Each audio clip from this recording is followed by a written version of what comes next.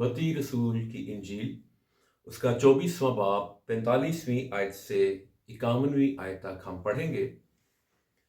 बस वो दयानतदार और अक्लमंद नौकर कौन सा है जिसे मालिक ने अपने नौकर चाकरों पर मुकर्रर किया ताकि वक्त पर उनको खाना दे। मुबारक है वो नौकर जिसे उसका मालिक आकर ऐसा ही करते पाए। मैं तुमसे सच कहता हूं कि वो उसे अपने सारे माल का मुख्तार कर देगा।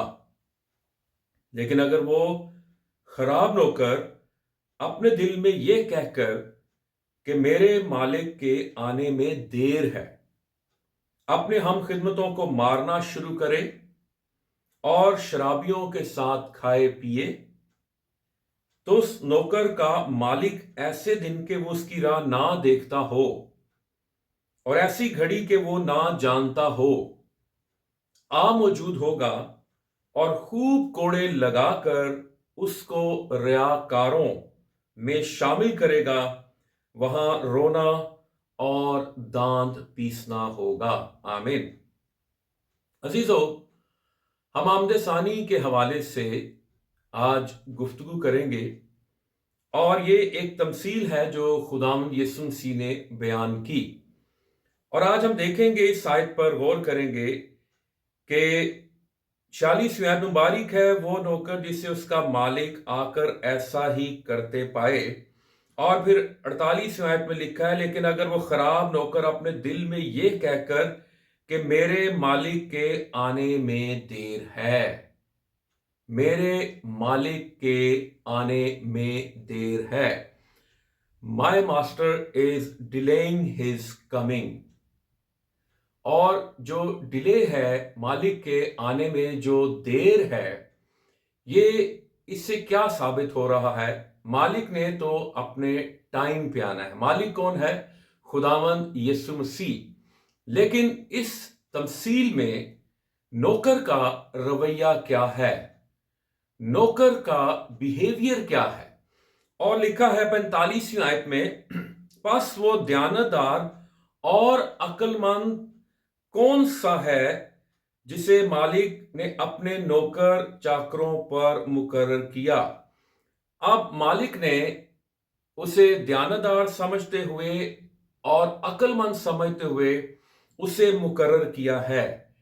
आपको भी खुदावंद यीशु मसीह ने कोई खिदमत दी है, आपकी अपॉइंटमेंट हुई है खुदावंद यीशु मसीह के ऑफिस से, और आपको मुकर्रर किया गया है और आपको दयानतदार समझा गया है और आपको दयानतदारी का सबूत देना है। आपको फेथफुल सर्वेंट बनना है। हालेलुया। और किस बात पे मुकर्रर किया गया है? ताकि वक्त पर उनको खाना दे। खुदावंद ये चाहते हैं कि जो ड्यूटी मेरी और आपकी खुदावंद ने लगाई है, वो हम वक्त पर उसको पूरा करें, खाना दें। और ये जो भी आपके पास खिदमत है, खुदावंद चाहता है कि वो उसको आप टाइमली करें। वो जो खिदमत है वो तातुल का शिकार ना हो, वो ताखीर का शिकार ना हो, वो सुस्ती का शिकार ना हो। और फिर लिखा है, मुबारक है वो नौकर जिससे उसका मालिक आकर ऐसा ही करते पाए। मालिक खुदावंद यीशु मसीह जब भी आए, हालेलुया, हम ये ना देखें आज आए, कल आए, परसों भी आए और हम बार बार दरवाजा खोलें कहीं मालिक आ तो नहीं रहा, या मालिक अगर आ गया तो वो क्या सोचेगा मेरे बारे में। हम दयानतदारी वफादारी से जो काम मुझे सौंपा गया है, जो ड्यूटी मुझे दी गई है, जिस काम पर मुझे मुकर्रर किया गया है, मैं वो दयानतदारी और वफादारी से करता रहूं। हालेलुया। और फिर लिखा है, मैं तुमसे सच कहता हूं कि वो उसे अपने सारे माल का मुख्तार कर देगा। अगर जो मालिक ने काम दिया है, अगर आप वैसा ही करते रहेंगे, जुए के नीचे रहते हुए जो काम भी आपको दिया गया आप करते रहेंगे, और जब मालिक आपको ऐसा करते पाएगा तो वो लिखा सारे माल का मुख्तार कर देगा। ये ऐसी है जैसे एलोन मस्क जो है, वो आप उसके नौकर हैं, आप उसकी फर्म में या उसकी कंपनी में काम करते हैं और वो अचानक आता है और आप दयानतदारी वफादारी से काम कर रहे हैं, तो आप सोचें ایلون مسک جو ہے وہ آپ کو اپنے سارے مال کا مختار بنا دے. یہ کتنی بڑی بات ہے. اور خداوند یسوع مسیح تو بادشاہوں کا بادشاہ ہے. ہاللیلویا. وہ خداوندوں کا خدا ہے. ہاللیلویا. وہ راجاؤں کا راجا ہے. اور لکھا لیکن اگر خراب نوکر ایول سرونٹ اپنے دل میں یہ کہہ کر میرے مالک کے آنے میں دیر ہے، تو اس نوکر کو خراب نوکر کہا گیا ہے جو کہتا ہے مالک نے کوئی نہیں آنا ہونا، مجھے پتا مالک کب آئے گا، جب مالک آئے گا تو میں سارے کام ٹھیک کر دوں گا. لیکن مالک کب آئے گا اور کس دن آئے گا، کس وقت میں آئے گا، ہم میں سے کوئی نہیں جانتا. ہمیں دیانتداری وفاداری سے اس کے کام کو کرنا ہے اور اپنے ہم خدمتوں کو مارنا شروع کر دے. جو خادم آپ کے ساتھ کام کر رہے ہیں، جو آپ کے ارد گرد ہیں، ان کا چرچ چھوٹا ہے بڑا، ان کے پاس چھوٹی خدمت ہے بڑی خدمت ہے، وہ پڑھے لکھے نہیں ہیں زیادہ پڑھے لکھے، جو بھی آپ کسی کے ساتھ اپنا موازنہ نہ کریں، آپ کسی کو حقیر نہ جانیں. جو خدا نے آپ کو خدمت دی ہے اس کو دیانتداری وفاداری سے کرتے رہیں. اور لکھا وہ شرابیوں کے ساتھ کھائے پیے، اس کی وفاداری بھی بدل چکی ہے، وہ برگشتہ ہو چکا ہے، یہاں پر یہ بتایا جا رہا ہے. تو اس نوکر کا مالک ایسے دن کے اس کی راہ نہ دیکھتا ہو، ایسی گھڑی کے وہ نہ جانتا ہو آ موجود ہوگا. یہ زبردست بات ہے کہ وہ آ موجود ہوگا جب نوکر کو پتا بھی نہیں ہوگا کہ مالک نے کب آنا ہے. اور بہت سے لوگوں کو اس روز سرپرائز ملے گا، اچانک نسنگا پھونکا جائے گا اور خداوند یسوع مسیح آ جائے گا. ہاللیلویا. اور خوب کوڑے لگا کر اس خراب نوکر کو، جسے ایک حیثیت دی گئی، جس پر اعتماد کیا گیا، جس پر اعتبار کیا گیا، جس پر ٹرسٹ کیا گیا، لیکن اس نے مالک کے ٹرسٹ کو، اعتبار کو ٹھیس پہنچائی، ٹھوکر لگائی. اور لکھا خوب کوڑے لگا کر یہ سزا دی جا رہی ہے، اس کو ریاکاروں میں شامل کرے گا. اس کا مطلب یہ ہے کہ وہ بظاہر نظر آ رہا تھا خادم، بظاہر نظر آ رہا تھا ایماندار، لیکن وہ ریاکاری کر رہا تھا. ریاکار کے لیے جو یونانی لفظ ہے وہ اس کا مطلب ہے اداکار، ایکٹر. جیسے کوئی شخص جوان ہے لیکن جب وہ اداکاری کرتا ہے تو وہ بوڑھا بن جاتا ہے. اسی طرح اس کا مطلب ہے کہ اگر جو شخص اس نے صرف لبادہ اوڑا ہوا ہے اور وہ پتے ہی پتے ہیں اس درخت کی مانند لیکن اس میں پھل نہیں ہے تو وہ ضرور سزا پائے گا. اور لکھا ہے کہ اس کو ریاکاروں میں شامل کرے گا، وہاں رونا اور دانت پیسنا ہوگا. اور پھر اگر ہم متی کی انجیل اس کے 25ویں باب میں آ جائیں تو یہ 10 کنواریوں کی تمثیل ہے. اور چوتھی آیت میں لکھا ہے مگر عقل مند نے اپنی مشلوں کے ساتھ اپنی کپیوں میں تیل بھی لے لیا، اور جب دلہا نے دیر لگائی. وہ نوکر کہہ رہا ہے میرے مالک کے آنے میں دیر ہے. جب دلہا نے دیر لگائی تو سب اونگنے لگیں اور سو گئیں. دیر ہونے سے وہ کنواریاں اونگ رہی ہیں، وہ سو رہی ہیں، وہ بیدار نہیں رہیں. ان کے اندر جو بیداری تھی کسی ٹائم میں وہ بیداری ختم ہو گئی ہے.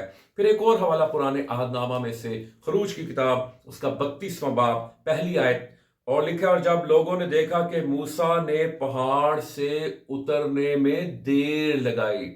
موسیٰ 40 دن اور 40 رات سے پہاڑ پر وہ خداوند کے ساتھ ملاقات کرنے کے لیے گیا. اسی طرح خداوند یسوع مسیح بھی آسمان پر گئے ہوئے ہیں. تو وہ ہارون کے پاس جمع ہو کر اس سے کہنے لگے اٹھ ہمارے لیے دیوتا بنا دے جو ہمارے آگے آگے چلے، کیونکہ ہم نہیں جانتے کہ اس مرد موسیٰ کو جو ہم کو ملک مصر سے نکال کر لایا کیا ہو گیا. اور پھر موسیٰ نے ہارون نے ان سے کہا کہ تمہاری بیویوں اور لڑکوں اور لڑکیوں کے کانوں میں جو سونے کی بالیاں ہیں ان کو اتار کر میرے پاس لے آؤ. اور پھر آگے لکھا ہے اور اس نے ان کو ان کے ہاتھوں سے لے کر ایک ڈھالا ہوا بچڑا بنایا جس کی صورت چھینی سے ٹھیک کی. تب وہ کہنے لگا اسرائیل یہی تیرا وہ دیوتا ہے جو تجھ کو ملک مصر سے نکال کر لائے. موسیٰ نے لکھا ہے پہاڑ سے اترنے میں دیر لگائی. دیر سے کیا ہوا؟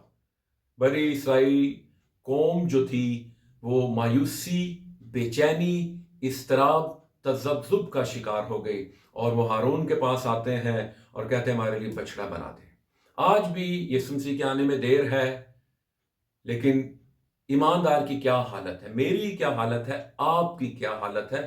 ہمیں اپنی زندگیوں پر غور کرنا ہے. کہیں ہم نے کوئی ایسے دیوتا تو نہیں بنا لیے कि हम यीशु मसीह से निगाहें हटाकर उन देवी देवताओं पर निगाह लगाए हुए हैं। मूसा फिर आता है और फिर बनी इस्राएल को जिन्होंने ये काम किए होते हैं उनको सजा मिलती है। फिर हम अगर इब्रानियों के खत में आ जाएं, सो इब्रानियों का खत उसका 10वां बाब और उसकी 37वीं आयत से 39वीं आयत तक, और अब बहुत ही थोड़ी मुद्दत बाकी है, आने वाला आएगा। बाइबल मुकद्दस कहती है आने वाला आएगा, हालेलुया, और देर ना करेगा, और मेरा रास्तबाज बंदा ईमान से जीता रहेगा। और अगर वो हटेगा, इसका मतलब है कि हमने हटना नहीं है। मुश्किलात हैं, आजमाइशें हैं, दुख हैं, परेशानियां हैं, लेकिन हटना नहीं है। अगर वो हटेगा तो मेरा दिल उससे खुश ना होगा। हमें खुदावंद को खुश करना है, लेकिन खुदा का बंदा यहां पर कहता है लेकिन हम हटने वाले नहीं कि हलाक हों, बल्कि ईमान रखने वाले हैं कि जान बचाएं, हालेलुया।